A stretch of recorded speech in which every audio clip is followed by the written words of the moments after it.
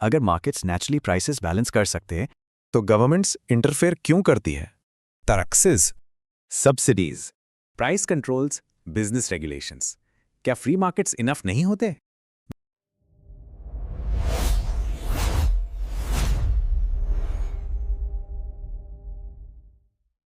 आज हम इकोनॉमी के इस कॉम्प्लेक्स गेम को डिकोड करने वाले हैं और समझेंगे कि मार्केट और गवर्नमेंट का ये इक्वेशन आखिर काम कैसे करता है। सबसे पहले एक परफेक्टली फ्री मार्केट का बेसलाइन कॉन्सेप्ट देखते हैं। सुनने में ये थोड़ा इल्यूजन जैसा लग सकता है, पर इसका आइडिया बहुत इंटरेस्टिंग है। एक बेसिक मार्केट इकोनॉमी में ना सिर्फ बायर्स और सेलर्स का सीधा इंटरेक्शन होता है। यहां गवर्नमेंट का कोई इंटरफेरेंस नहीं होता।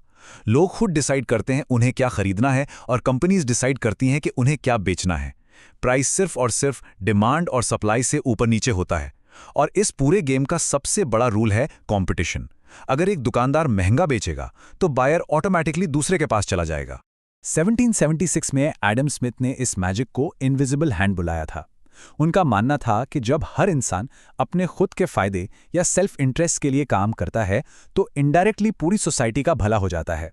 सोचो, एक बेकर ब्रेड इसलिए नहीं बनाता क्योंकि उसे हम पर दया आती है, बल्कि इसलिए क्योंकि उसे अपना प्रॉफिट कमाना है। और उसके इस प्रॉफिट के चक्कर में हम सबको फ्रेश खाना मिल जाता है। ये कंप्लीटली फ्री मार्केट की पावर है। तो यहां एक बहुत बड़ा सवाल आता है, अगर ये इनविजिबल हैंड इतना ही परफेक्ट है तो एक गवर्नमेंट को रेफरी बनकर इस गेम में क्यों आना पड़ता है? असल में फ्री मार्केट्स अपने आप हर प्रॉब्लम सॉल्व नहीं कर सकते। गवर्नमेंट को इसलिए आना पड़ता है ताकि एफिशिएंसी बढ़े और इकोनॉमी में सबको एक फेयर चांस यानी इक्विटी मिले।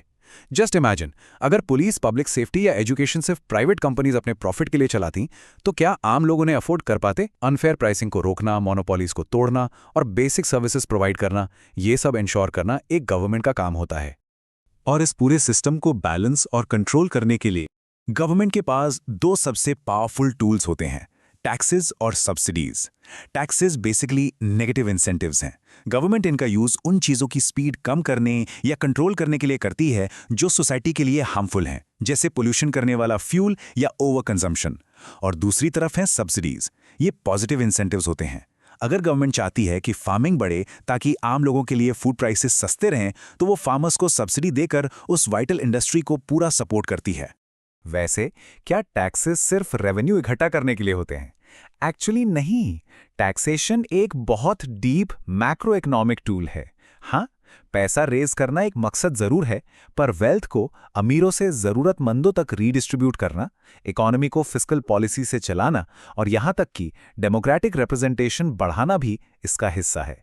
जब लोग टैक्स पे करते हैं तभी तो वो गवर्नमेंट से सवाल करते हैं और यही डेमोक्रेसी को स्ट्रांग बनाता है। लेकिन अब सोचो, क्या होगा अगर एडम स्मिथ का वो इनविजिबल हैंड काम करना बंद कर दे? यहां से शुरू होता है असली केओस, जिसे हम मार्केट फेलियर कहते हैं। सिंपल वर्ड्स में, मार्केट फेलियर तब होता है जब एक फ्री मार्केट को अकेला छोड़ दिया जाए और वो रिसोर्सेज को एफिशिएंटली एलोकेट करने में पूरी तरह फेल हो जाए, यानी सिस्टम में एक ब्रेकडाउन। इसको कुछ रिलेटेबल एग्जाम्पल से डिकोड करते हैं। पहला केस है एक्सटर्नैलिटीज का, जैसे पोल्यूशन। एक फैक्ट्री सस्ता सामान तो बना रही है, पर आसपास की हवा जहरीली कर रही है। उसका कॉस्ट कंपनी नहीं, आम लोग अपनी हेल्थ से चुकाते हैं। दूसरा है मोनोपोली पावर। अगर मार्केट में सिर्फ एक ही कंपनी बची जो सब कुछ कंट्रोल करती हो, तो वो अनफेयर प्राइसेस चार्ज करेगी, क्योंकि लोगों के पास कोई और ऑप्शन ही नहीं होगा। और तीसरा, पब्लिक गुड्स का ना होना।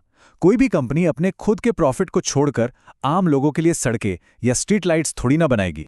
और यही हमें इस एक्सप्लेनर के सबसे बड़े इनसाइट तक लाता है, एक ऐसा सच जो ग्लोबल इकोनॉमिक सिस्टम्स का कोर है। कंप्लीटली फ्री मार्केट्स पावरफुल होते हैं, लेकिन परफेक्ट नहीं। इसीलिए आज की रियलिटी मिक्स्ड इकोनॉमीज की है। दुनिया की लगभग हर रियल इकोनॉमी एक मिक्स सिस्टम पर चलती है। इसका मतलब ये नहीं कि गवर्नमेंट्स मार्केट को रिप्लेस कर देती हैं, बल्कि वो सिर्फ उन मार्केट फेलियर्स को करेक्ट करने के लिए एक्ट करती हैं। एक तरफ सप्लाई और डिमांड का फोर्स अपना काम करता है, तो दूसरी तरफ जहां सोसाइटी के भले की जरूरत होती है, वहां गवर्नमेंट स्टेट ओनरशिप और रेगुलेशंस के साथ इंटरफेयर करती है। लेकिन अगर गवर्नमेंट्स इस तरह से मैक्रो इकोनॉमिक्स और इकोनॉमी को कंट्रोल करती हैं, तो कंट्रीज रिच और पुअर कैसे बनती हैं? ऐसा क्यों है कि सेम रेगुलेटरी पावर्स होने के बाद भी कुछ देश दुनिया में सबसे आगे निकल जाते हैं और कुछ हमेशा स्ट्रगल करते रह जाते हैं? ये एक बहुत बड़ी मिस्ट्री है जिसे आगे डिकोड किया जाएगा। अगर ये डीप डाइव पसंद आया तो लाइक करें, सब्सक्राइब करें और हमारी इस डॉक्यूमेंट्री सीरीज की जर्नी को कंटिन्यू रखें। और जाते जाते इस सवाल पे जरूर सोचिए, क्या गवर्नमेंट सच में इकोनॉमी इंप्रूव करती है या कभी-कभी उनका आना और इंटरफेयर करना उल्टा नई प्रॉब्लम्स भी क्रिएट कर देता है।